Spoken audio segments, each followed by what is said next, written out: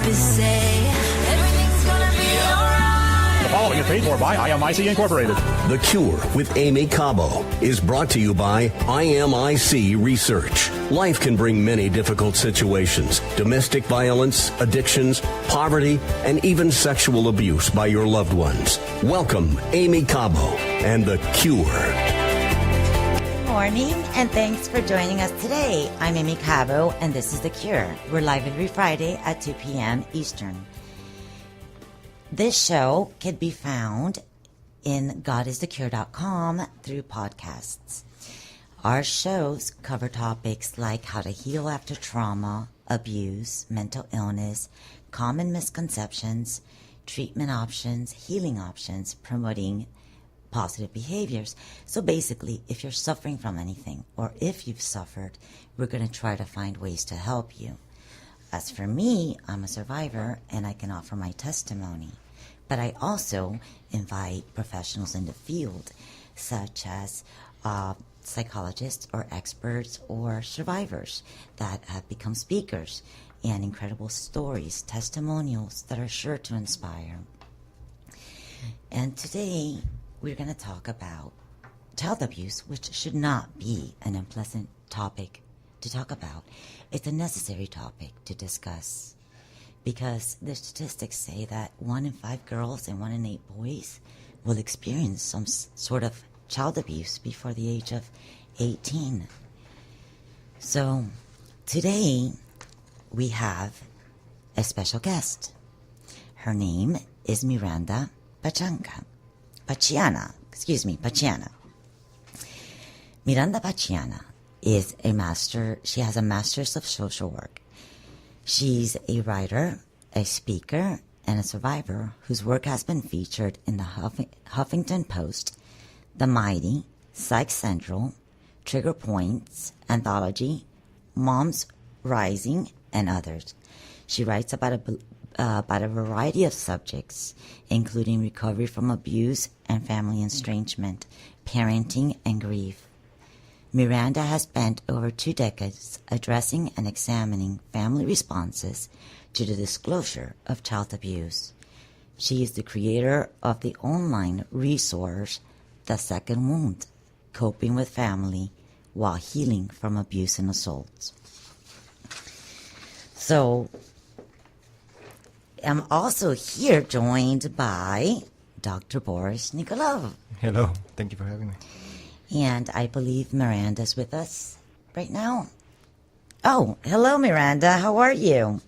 I'm good. Thank you so much for having me on the show. Oh, well, thank you. And I found that what you do extremely interesting because, I mean, abuse is very prevalent, let's just say, but the problem is that it grows, it's fostered in silence when people don't talk about it. But what are the major problems about talking about it is the stigma, is that you won't be believed, is that you're ashamed of it, that you think it's something bad. It's the lack of education. But you touched something very interesting, which is family estrangement, because that's my own personal experience. My mother chose not to believe me. And even in today's world, my oldest daughter now doesn't believe me. And once you have a dysfunctional family, what can you do? But maybe you can tell us a little bit about this since you're the creator of The Second Wound. Thank God. Oh, thank you so much. Yes, it's a topic that is dear to my heart because I have lived through it as well. And let me say, I'm so sorry to hear that you've had these experiences. It really is a re-victimization after having already been through the trauma of abuse and the painful work of acknowledging it and trying to heal from it. And while we can control, to some extent, the work that we choose to do as survivors to heal from our trauma, we can get therapy and attend support groups and read and get a lot of support after the fact. The pain of having family not believe or not support us, not only that, but also re-victimize us, and I can talk more about that, but hurt us in various ways, is something that often, I would say usually, doesn't end. So some people, I speak with a lot of survivors, and often they tell me it's worse because it doesn't have any end point. I understand about not having an end point. I think the last time that I saw my mother, I was 18 when I gave birth to my daughter Danielle. That was almost killed and has a severe brain injury, highly influenceable. Oh. So her father, who speaks to my mother, got her to not believe me. And so it can follow you for the rest of your life. Even if you don't speak to the dysfunctional family anymore, there could be somehow a connection, and it can come back to hurt you. Even absolutely. And it's a pain that you can work on it, you can work through it, you can work to understand it, and it can have less of a sting over time. But it never really goes away, And here Mother's Day is coming up in a couple of days, and I'm sure you and I and you have double reason for it to be, less than a celebration. These are painful moments for us, and I don't have a lot of contact with my mom. I do have some, but it's always complicated, and it's usually more peaceful when we're not in touch. But would you like me to talk a little bit more about the common family dynamics that happen with the second wound, or I can tell my story and then describe more of that? That would be wonderful. Thank you. Sure.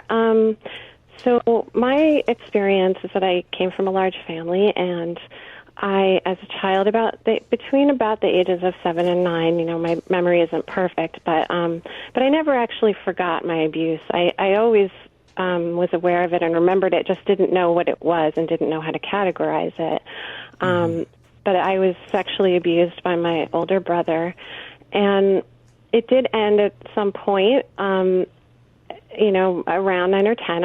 I'm not exactly sure why. I think that I actually was able to stand up to him, or we might have even been discovered. I don't know exactly, but it was not ever addressed or talked about. It was just something that I was very, very ashamed of, and felt that I was very different from everybody else I knew because I had experienced these things. I knew things that I felt I shouldn't know.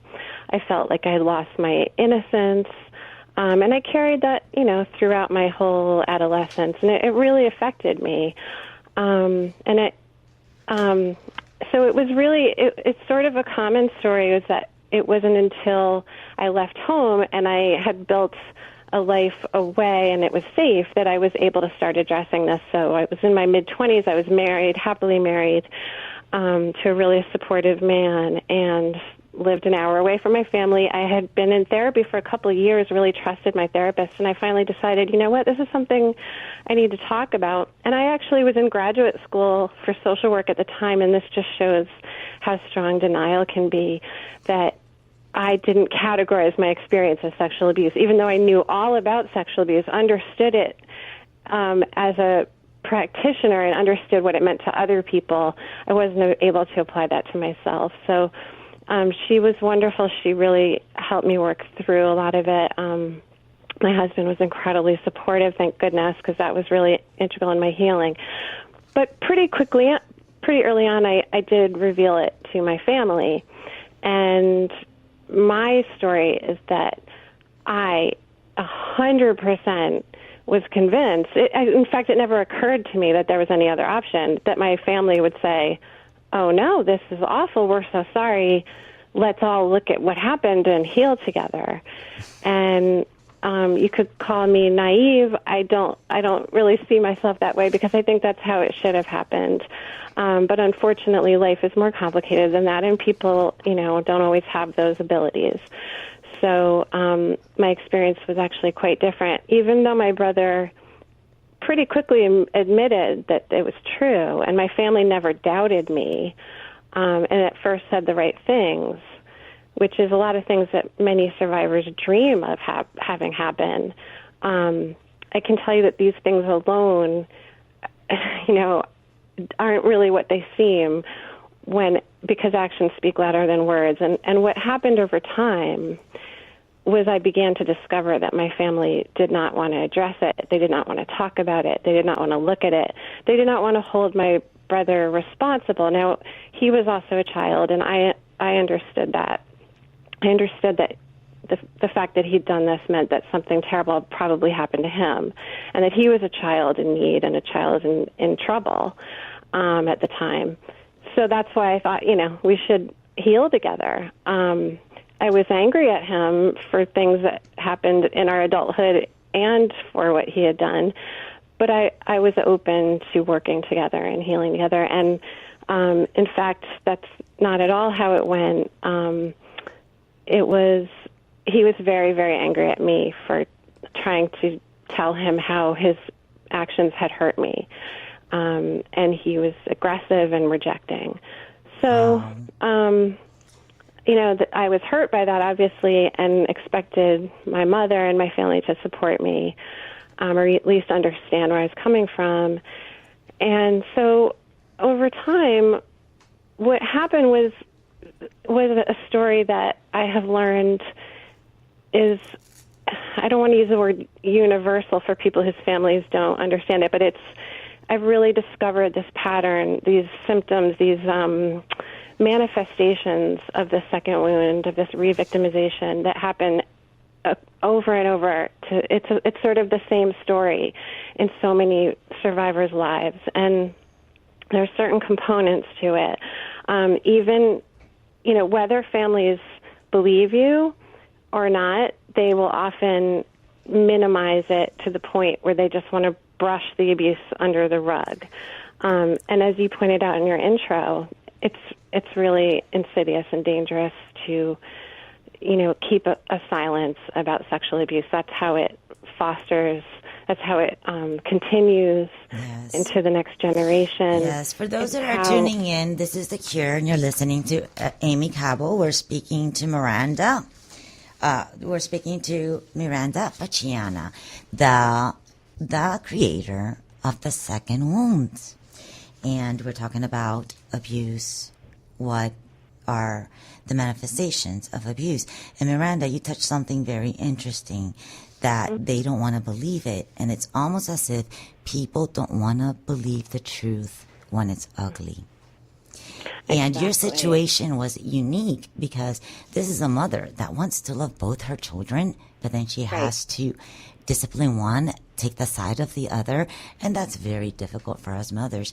But even in today's world, the re-victimization, the blaming victim, it occurs, and it occurs more than you know. Even in my daughter's school, a student of hers was being inappropriate on FaceTime with my daughter. My daughter eventually hung up the phone. She didn't do anything. She went to the school, told the principal, this kid wanted her to take off her clothes or something like that. Just inappropriate for third, fourth grade. Oh, dear, fourth grade. So, she was feeling very bad and very guilty. So she goes to her teacher for help. And when I come to the school, my daughter's in tears, crying super hard. She's been suspended from school. They say she's just as guilty as him. I could not believe it. Do you imagine, after being re-victimized myself and being blamed myself, as much as I want to safeguard my child, this happens in today's world? And unfortunately, I can believe it, but it is shocking and backwards, and it's classic victim blaming in a situation that to me is pretty cut and dried, especially with a child of her age. Yes, and she goes to them for help, but she said to me, "Mom, I shouldn't have said anything. Mom, I was bad. Why did I say something? I mean, is this how we want children to feel? Aren't we, as adults, shouldn't we be responsible enough to at least give the child the benefit of the crap, the benefit of the point? Just try to believe them. Children normally don't lie about these things. This is not a thing. No, and she took a risk to tell the truth, and that was a upsetting lesson that she learned from her school. Yeah, and and what I think the way that we can, and also parents need to know how to recognize sexual misconduct when it comes to their children, because sometimes children will not talk. And now we continue with Aimee Cabo and The Cure on 880 The Biz. Thanks for tuning in. I'm Aimee Cabo, and this is The Cure. Today we're talking about how to deal with the effects of abuse, and we have our special guest, Miranda Pacchiana, who is an incredible abuse survivor. We were earlier talking about how sometimes it's difficult for kids to talk about abuse or to come forward, because one of the things that really hurt is that our caretaker or our family may not believe us. Sometimes people go into denial because they can't handle that somebody very close to them could do such an awful thing, whether it be their husband or their son. And us as mothers, we cannot understand it because we try to be a good mother.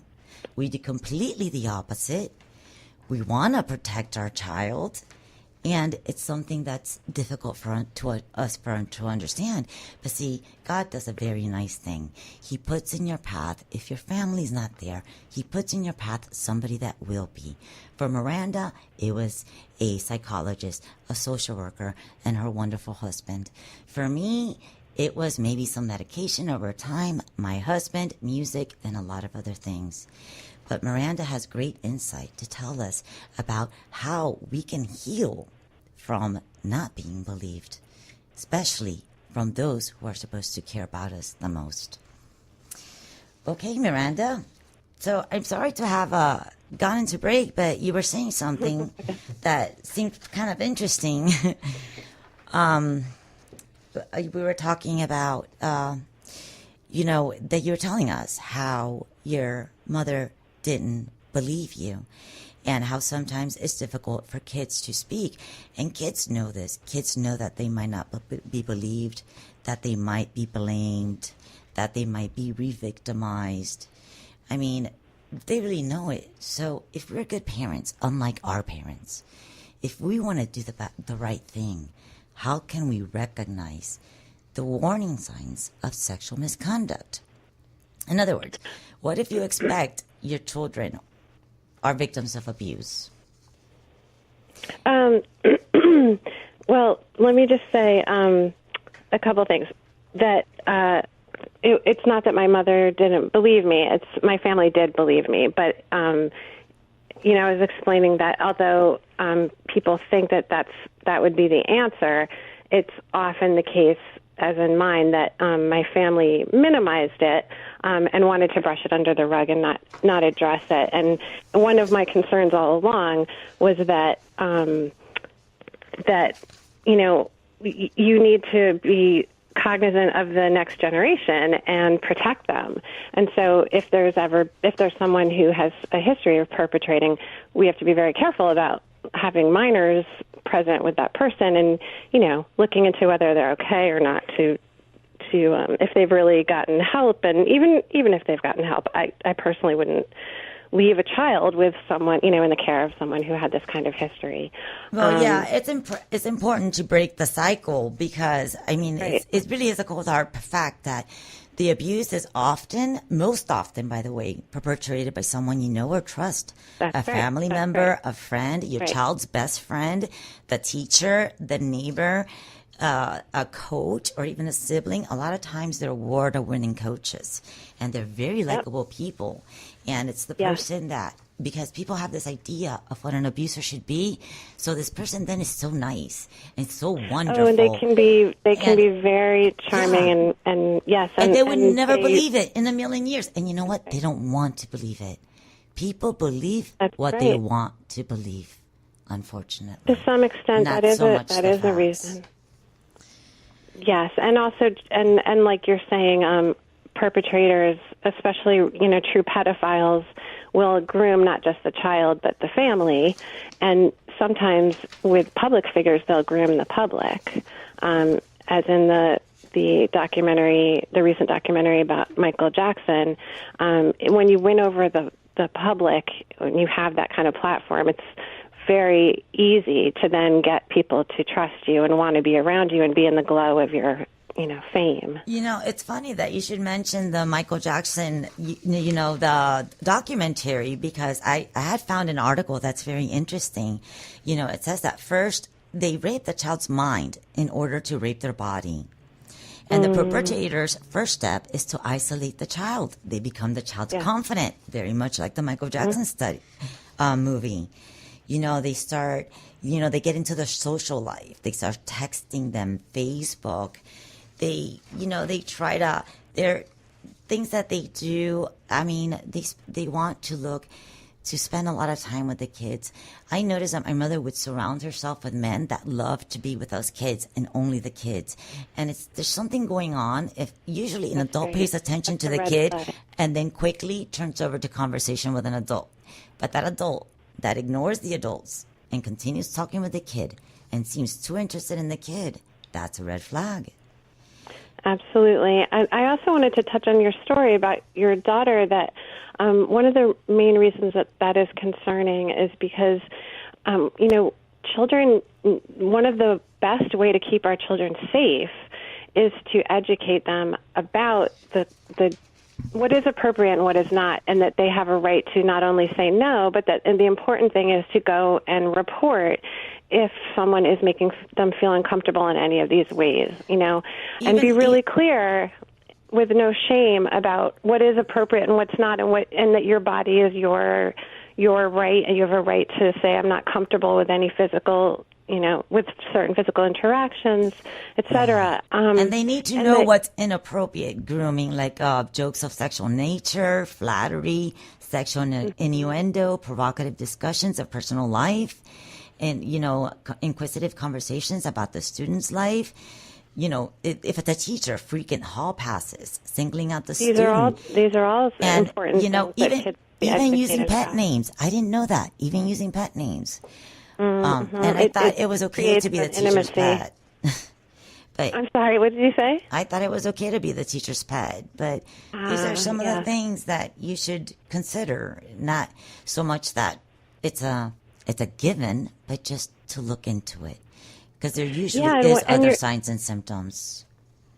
Your daughter did the right thing, and I'm really proud and impressed with her that she used her voice to speak up. And the fact that this school system, who has such authority and such importance to a child, would respond that way reinforces the wrong message, which is that she should be ashamed, she should feel ashamed, and that she doesn't have a right to speak up to protect herself.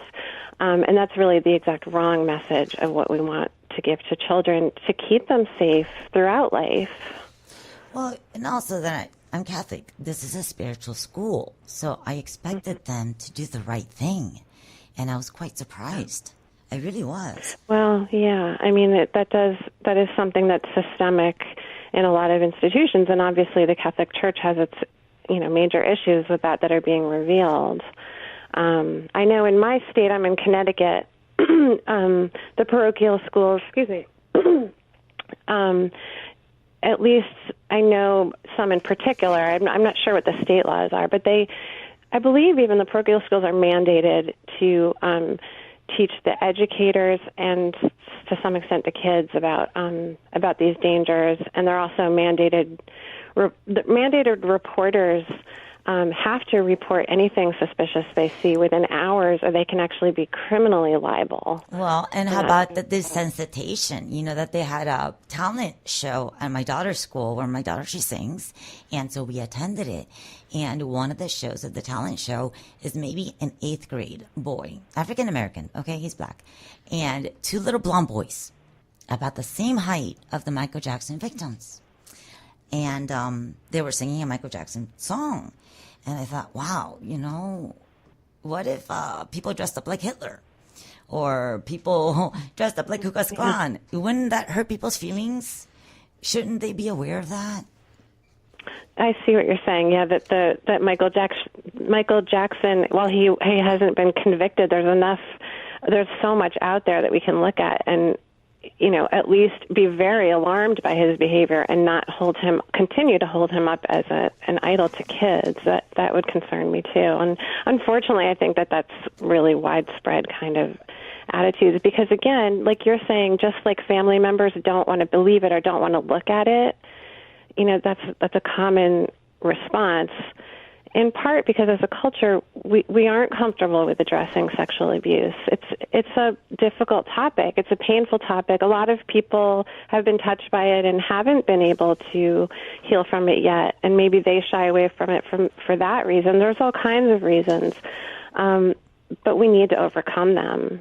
It's crucial, and it really is a silent epidemic. And the beautiful thing is that that's why we're here, that we can be here for each other. Thank God there's a good God that loves us and has given us a good heart, that we can share our stories, our testimonials, and be there for each other.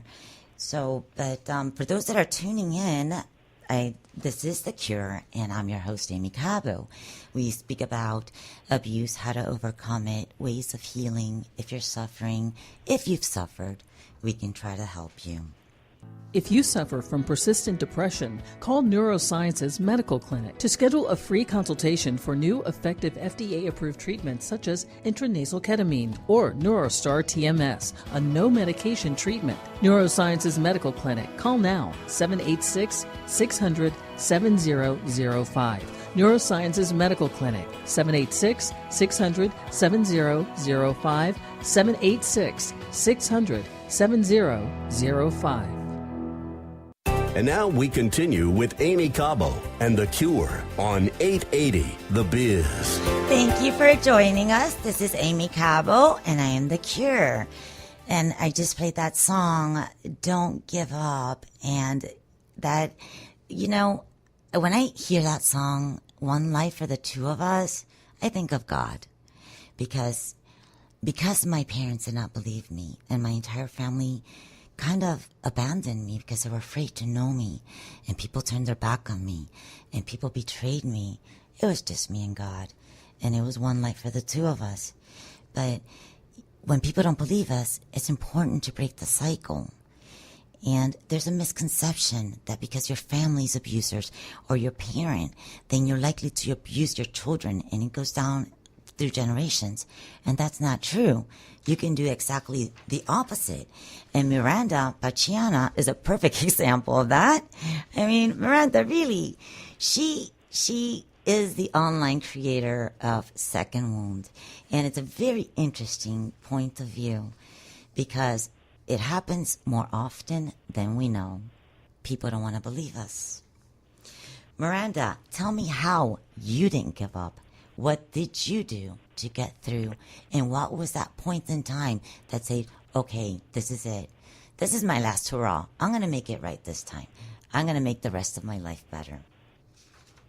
Well, I think I actually have a very strong survival instinct, and it got me through my childhood, and it brought me at a pretty young age to address this. And I was really motivated to be healthier emotionally and to be able to enjoy my life more and not be saddled with so much anxiety and sadness that came from the shame that I had carried. And I really was able to do that work. It was hard work with my therapist. I can tell you that I really dove into it, and I was I would say I was depressed. I had serious social anxiety for a good year as I really became in touch with the pain that I'd carried so long. And at the end of that year, with the help of my husband, my therapist, my closest friends, I really emerged from it a different person with a newfound confidence, and that grew. That wasn't the end; it was sort of the beginning still, but it has grown over the years. And in some ways, being in therapy for a long time, which I have been on and off over the years, it helps you handle life you really examine things carefully and examine yourself along the way, and in some ways it can help you evolve faster even, But I can talk a little bit about what was most useful for me in my healing and what I recommend to other survivors who are dealing with this re-victimization. That would be great. Family. Yeah. So in addition to therapy, group therapy or support groups are really valuable in a way that therapy alone is not quite able to give you, which is the feedback from your peers that you're okay, that you're acceptable, that you're even lovable, and that it doesn't change who you are that you experienced this. And I can tell you that when I was in a support group, it wasn't about sexual abuse. It was just a support group for women that my therapist ran. And I actually used to think, and I used to verbalize this when I told my closest friends about what had happened to me when I first began to speak, I actually thought they were going to see me as tainted. And I would say things like, if you really want to tell your husband about it, I trust him so you can tell him, but only if he won't think I'm gross. And they would just say, I don't know why you would ever think that, Miranda, Hey, and I just want to let our listeners know out there that if there's anyone else that has experienced a family member not believing them or people not believing them, and if you'd like to share with us or ask us a question, we're here for you. The number is 844-727-9922. Again, it's 844-727-9922. Go ahead, Miranda. Okay, and the other major piece I wanted to touch on is that connecting with others and our relationships with other people, and I have talked about that, but I just want to drive it home. Whether it's our partner, our child, our friends, our therapists, that connecting with other people is the way that we heal, and it's especially difficult because our relationships and interactions with other people are what hurt us, Yes. Not just with sexual abuse, but in life. It can be a double-edged sword. Yes, I understand. Yeah, and we need to be careful. I mean, I think that oftentimes when we grow up with abuse, you're right. It doesn't mean that you are going to abuse. In fact, it's a very small chance. And if that were true, we'd have far more female abusers than male abusers based on the statistics, right? Yes, it's just Hollywood describes it different. They always say when somebody's abused, oh, the perpetrator was abused themselves. And they keep pushing that. And often that's true, but it's a more complicated story, right? And it doesn't mean that you're going to go into abuse at all. And in fact, many people who have abusive childhoods develop a kind of empathy that is very powerful because they know what it means to be in pain. Often also, you need to develop a certain kind of what becomes empathy. You need to be able to read people's moods and energies in order to keep yourself safe in a family that's not safe too, right? So we develop these skills, and we can use them for good or we can use them for bad. Some people do use them to manipulate and abuse. But to be able to heal slowly but surely through interactions with other people and learn what kind of relationships are healthy, what boundaries are healthy, and slowly form connections that are safer and valuable. And, nothing is perfectly safe. Loving people means we hurt each other inadvertently. That's part of life, and we can grow and heal from that and do better. Sure. But it's so important. Yes, I completely understand. It's very, very important because there's nothing more beautiful than human interaction. And, it's wonderful that you had a therapist and that you were able to go to a support group and stuff like that, because there's nothing wrong with admitting we need help. For me... That's exactly what I was going to say. And especially for male victims, I think it can be really hard to... Yeah. To admit that you need help. It doesn't mean you're weak. If anything, it takes a lot of strength and courage to acknowledge it and get help. Yes. For example, when I went to the psychiatrist, I was very ashamed of what had happened to me, and I did not want to talk to her. So I would just go there, be really quiet. Okay, give me my medication, and hear her speak. So that wasn't what did it for me. I had a very supportive husband.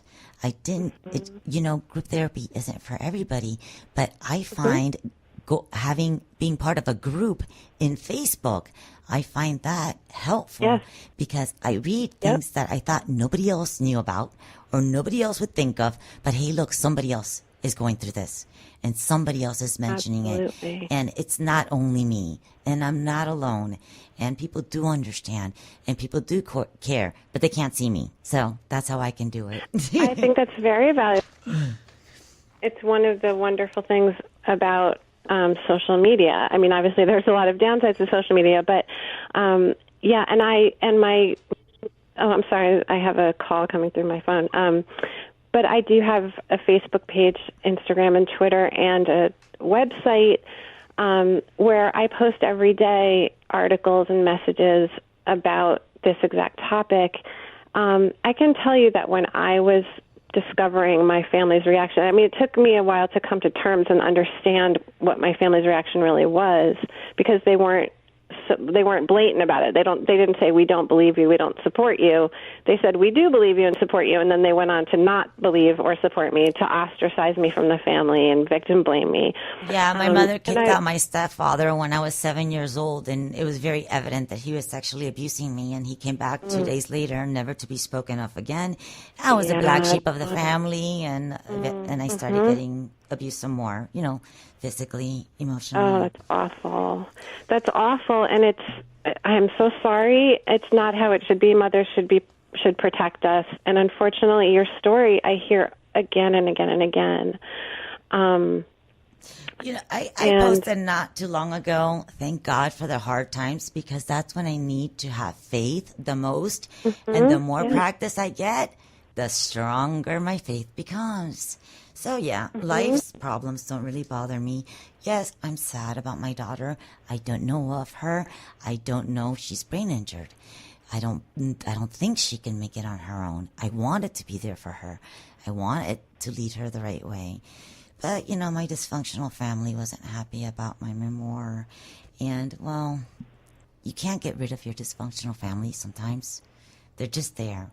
You can try to run away, but somehow they're your family. It's your extended family, and it is what it is. Doesn't mean you have to condone it, but you have to be aware of it, and sometimes you have to deal with it, and sometimes you have to deal with it in a painful way, like you and me have.